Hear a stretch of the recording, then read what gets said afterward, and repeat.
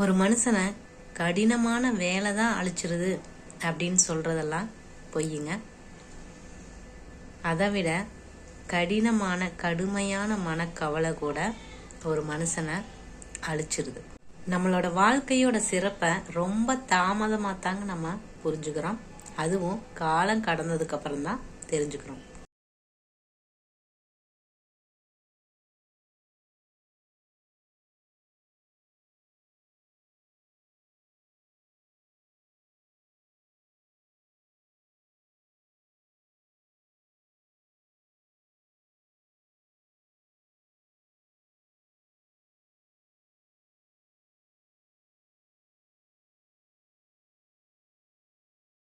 வணக்கம் சொந்தங்களே, எல்லாரும் எப்படி இருக்கீங்க? நல்லா இருப்பீங்க அப்படின்னு நம்புகிறேன். அனைவருக்கும் இனிய தமிழ் புத்தாண்டு நல்வாழ்த்துக்கள்ங்க. இந்த வருஷம் நீங்கள் நினச்சதெல்லாம் நடக்கணும், உங்கள் உடலும் மனசும் எப்பவும் ஆரோக்கியமாக இருக்கணும் அப்படின்னு இறைவன்கிட்ட பிரார்த்தனை பண்ணிக்கிறேங்க. இன்னைக்கு என்ன பதிவு பார்க்க போகிறோம் அப்படின்னா, உங்கள் வாழ்வையை புரட்டி போடும் ஒரே சக்தி இதுதான் அப்படிங்கிறத பற்றி தாங்க பார்க்க போகிறோம். அதோட நம்ம சேனலோட முதல் பிறந்தநாள் இன்னைக்கு தாங்க, அதாவது ஏப்ரல் 10 அந்த அன்னைக்கு போட முடியல. அது கூடயே எனக்கு ஞாபகத்தில் இருக்கிற நம்ம சப்ஸ்கிரைபர்ஸ், நம்ம வியூவர்ஸோட கமெண்ட்ஸ் பற்றி இருந்தாங்க இந்த வீடியோவில் நான் சொல்ல போகிறேன். இன்னைக்கு நான் ஏன் உங்கள் வாழ்க்கையை புரட்டக்கூடிய ஒரே சக்தி இதுதான் அப்படின்னு சொல்லி இன்னைக்கு நான் இதை பற்றி ஏன் பேசுகிறேன் அப்படின்னா, கடினமான வேலை தான் நம்மளை அழிச்சிருது அப்படின்னு சொல்றதெல்லாம் பொய்யுங்க. கடுமையான மனக்கவலை கூட நம்மளை மாற்றவும் செய்யும், நம்மளை அழிக்கவும் செய்யும். அப்படி எந்த ஒரு கஷ்டத்தில் நீங்கள் இருந்தாலும் உங்களோட வாழ்க்கை நீங்கள் மாறணும் அப்படின்னு ஆசைப்பட்டீங்க அப்படின்னா அதுக்கு இந்த ஒரே ஒரு சக்தி தாங்க உங்கள் வாழ்க்கையை மாற்றக்கூடியது. அதை பற்றி தான் இன்னைக்கு நான் பேச போகிறேன்.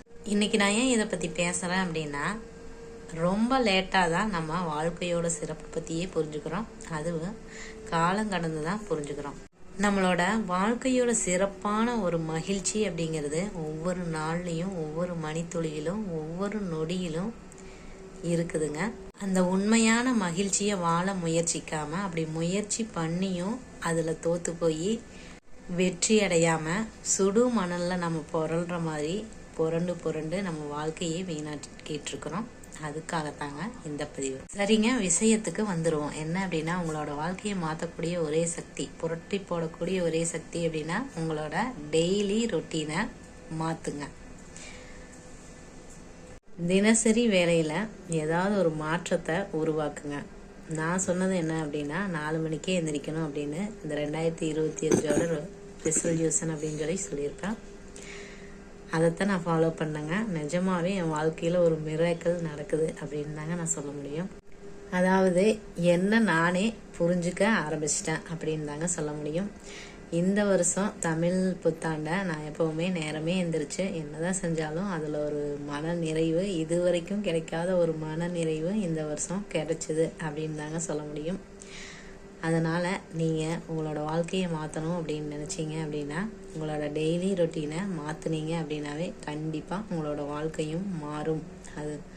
அதை நீங்கள் கண் கூட பார்ப்பீங்க. அது தாங்க இந்த வீடியோவில் நான் சொல்ல வந்தேன். அதுக்கப்புறம் நம்மளோட சேனலுக்கு 1 வருஷம் ஆயிடுச்சு, பிறந்தநாள் வந்துருச்சு.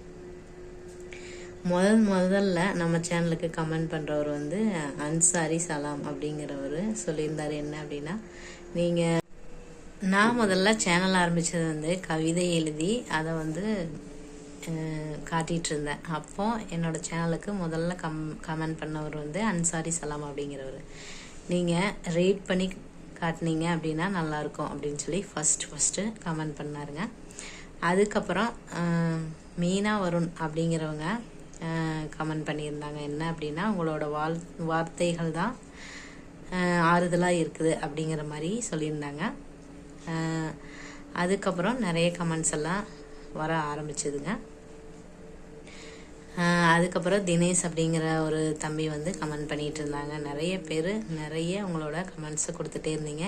சமீபத்தில் பிரியா சங்கர் அப்படிங்கிறவங்க நல்லா கமெண்ட் பண்ணிட்டு இருந்தாங்க. என்ன அப்படின்னா, நான் வீடியோ போடலாமா வேண்டாமான்னு ஒரு டவுட்டில் அதாவது வீடியோ ரொம்ப சிரமப்பட்டு போட்டுட்டு இருந்தேன். அப்படி போட்டாலும் இந்த வீடியோ போகிறதில்ல. அதனால் வேண்டாமா வேண்டாமா நீங்களே சொல்லுங்கங்கிற மாதிரி ஒரு இதில் சொல்லியிருந்தேன். அவங்க தான் சொல்லியிருந்தாங்க, நீங்கள் நல்ல ஒரு வேலை செஞ்சிட்ருக்குறீங்க, அதை விடாதீங்க, இன்னும் மகிழ்ச்சியோடு செய்யுங்க அப்படின்னு சொல்லியிருந்தாங்க.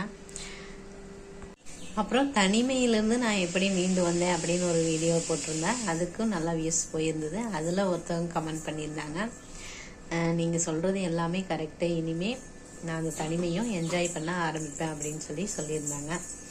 இந்த மாதிரி ராஜா எம் ராஜா அப்படிங்கிற ஒரு சகோதரரும் தொடர்ந்து எனக்கு மெசேஜ், அதாவது கமெண்ட் பண்ணிட்டு தாங்க இருக்கிறாரு. அந்த மாதிரி இது வரைக்கும் நம்ம சேனலை சப்ஸ்கிரைப் பண்ணி பார்க்குற நம்ம வியூவர்ஸ் எல்லாத்துக்கும் என்னோட மனமார்ந்த நன்றிகளை இந்த நேரத்தை நான் தெரிவிச்சுக்கிறேங்க.